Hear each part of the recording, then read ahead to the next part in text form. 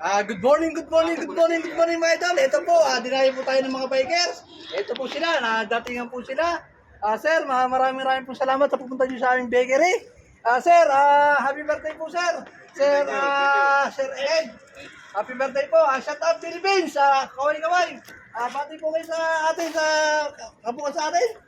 Binabati ko lahat ng mga family ko sa Cavite. Kamusta kayo dyan? Ingat palagi. Okay po sir. Happy birthday po, Sir Ed. Pabuhay po kayo hanggang gusto niyo mga idol. Mga idol, ito po, dinayo po tayo ng ating mga kabansay, mga biker. Sir, ano po masasabi niyo at binabalik-balikan po niyo dito ang aming bakery?